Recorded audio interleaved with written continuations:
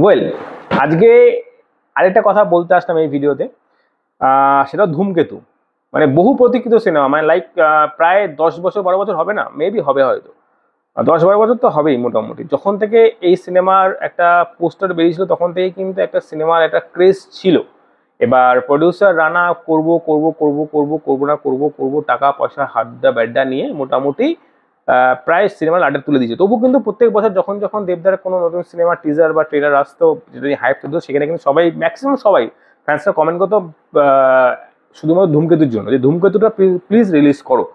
এবার ঘটনাটা হলো যে ধূমকেতু রিলিজ তো হলো হঠাৎ করে, যেমন কৌশিক গাঙ্গুলি বললো ধূমকেতু যেমন হঠাৎ আসে, হঠাৎ উদয় হয়, তো সেরকম হঠাৎ করে ধূমকেতুর পোস্টার চলে আসলো, রিলিজ হবে 14th আগস্ট। তো 14th আগস্ট একটু চাপ রয়েছে, কারণ ওয়ার 2 আসছে। আর ওয়ার 2 আসলে সেখানে বাংলা সিনেমার কোনো ফারাক পড়বে না আই থিঙ্ক, কারণ লোকে বাংলা সিনেমাটা একটা আলাদা ভাবে দেখে, এটা ভার্সেস কোনোদিন হবে না, ওটা ফালতু বললে আপনার সঙ্গে কুলি আসছে, যেটা সাউথ ইন্ডাস্ট্রি দিয়ে কাজ করবে, এখানে কাজ করবে না, এটা কনফার্ম। কিন্তু যার জন্য ভিডিওটা বানানো, সব থেকে বড় কথা, শেষবারের মতো দেখা যাবে দেব আর শুভশ্রীকে একসাথে কাজ করতে এই পর্দায়, যদিও সেটা 10-12 বছর আগে, তবুও লোকের একটা নস্টালজিয়া ব্যাপার আছে, নতুন করে না হোক পুরনোই হোক, তবু লোকে একটা সেই নস্টালজিয়া ভাবটা নিয়ে দেখতে যাবে, কারণ আমাদের ছোটোবেলার একটা ব্যাপার ছিল দেব শুভশ্রী, তো সেই ব্যাপারটা একটা থাকছে। আর প্লাস প্রত্যেকবার প্রত্যেকটা ইন্টারভিউতে যে কোনো সিনেমা রিলিজই হতে গেলে ধূমকেতু নিয়ে বারবার দেবদা বলেছে যে দেবদা সব থেকে বেস্ট কাজ করেছে এই সিনেমাতে। আর এটা কম বেশি সবাই জানে যে এই সিনেমাতে দেবদা হয়তো 100%-এর বেশি 200% দিয়েছে। তো সেই হিসাবে এই সিনেমা দেখার যেমন সবার ইচ্ছা, সেরকম কৌশিক গাঙ্গুলির জন্য কিন্তু এই সিনেমাটা দেখা খুব ইচ্ছে, কারণ এখানে অনেক কিছু রয়েছে যেগুলো হয়তো বাংলা সিনেমা সেই সময় হয়নি, কিন্তু এই সময় কতটা কি ভালো হবে সেটা এখন দেখার বিষয়। আর যেটা আগের ভিডিওতে আমি বলেছিলাম যে ভালো সিনেমা যেগুলো বাজেট দেখে একটা হাইপ তৈরি হয়, তারপরে সেই সিনেমাগুলো চলে, কিন্তু আসলে ছোটোখাটো যে সিনেমাগুলো বেরোচ্ছে সেই সিনেমা নিয়ে কোনো রকম একটা হাইপ নেই বা থাকেও না, ট্রেলার রিলিজ হয় দেখি আমরা ওই কোনো রকম কেউ দেখতে যাচ্ছে, ব্যাস ওইটুকু। আর যেটুকু শহর মানে একদম কলকাতার মতো জায়গাতে যারা যারা দেখতে যায় তারা তাদের ব্যাপারটা আলাদা, কিন্তু এই যে আমার ছোটোখাটো টাউনে যেসব জায়গায় সিনেমাগুলো আসছে, কত দেখতে যাচ্ছে সেটা এখন ভাবার বিষয়। আগেও বললাম ছোটোখাটো সিনেমাগুলো চালু না হলে কিন্তু এগুলো খুব বেশি ফারাক হয়ে যাবে, আর কদিন পর থেকে হয়তো সিনেমার বাজেট বেরোবে 15 কোটি, কিন্তু সেই 15 কোটি তুলতে গেলে সেই 100 টাকার টিকিটটাকে বেচতে হবে 500 টাকায়, এটা যেটা এখন বলিউডে করছে।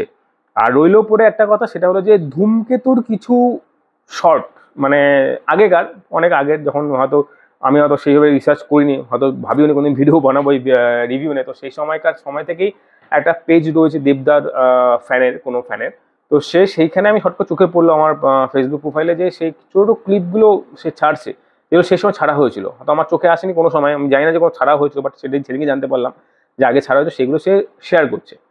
তো সে শেয়ার দেখে আমার মনে হলো যে সেই পরাঞ্জা জলিয়া টাইপ লুক দেবদা, শুভশ্রীও সেরকমই, 10 বছর আগে অবশ্যই তারা ওরকমই ছিল।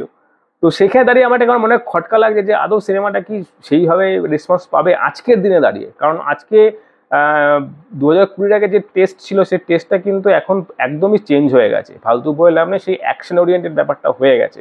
এবার ওই সিনেমাটা কীরকম হয় সেটা আমি জানি না, তবে হ্যাঁ যেটা শুনি সব থেকে বেস্ট সিনেমা হয়েছে বাংলা সিনেমার, সব থেকে বেস্ট, মানে এর আগে এরকম সিনেমা কোনো হয়নি, আর দেবদাকে কোনো এইভাবে দেখা যায়নি যেভাবে তারা দেখিয়েছে এই সিনেমাতে।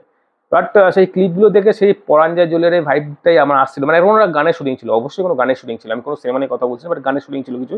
বাট লুকটা দেখে আমার মনে হলো, মানে দেব শুভশ্রীর লুকটা দেখে, এবার সেই লুকটা আজকের দিনে দাঁড়িয়ে কতটা কার্যকরী হবে সেটা ভাবার বিষয়।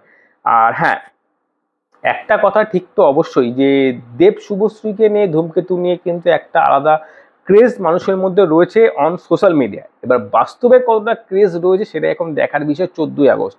আর তার আগে অবশ্যই দেখতে হবে যে পোস্টার সবাই বেরিয়েছে এবং টিজার বেরোবে হয়তো মেবি 3-4 দিন 5 দিনের মধ্যে, তারপরে ট্রেলার আসবে।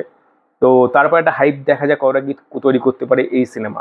তবে হ্যাঁ, যেটা বললাম, এই সিনেমার পেছনে স্টোরি যত ভালো হোক না কেন, এই সিনেমার সব থেকে বেশি হাইপ কিন্তু শুধুমাত্র একটা জিনিস, সেটা মানতে হবে, সেটা হলো Dev and Subhashree for the last time একসাথে রোম্যান্স করে দেখা যাবে। যতই হোক সেটা, এটা না সেই ইয়ের মতো হয়ে গেল, সেই টাইম ট্রাভেল করে আমরা পিছিয়ে যাবো, মানে লাইক এরকমই আমার নিজেরা এখন মনে হচ্ছে কি যদি সেরকম হতো, দেখা গেলো সিনেমাটা রিলিজ হচ্ছে, এবার আমরাও সেই টাইম ট্রাভেল করে আরো 10 বছর আগে পিছিয়ে চলে গেলাম, সেখানে দাঁড়িয়ে আমার সিনেমাটাকে দেখছি, মানে এটা ব্যাপারটা আলাদাই হতো, জোকস অ্যাপার্ট।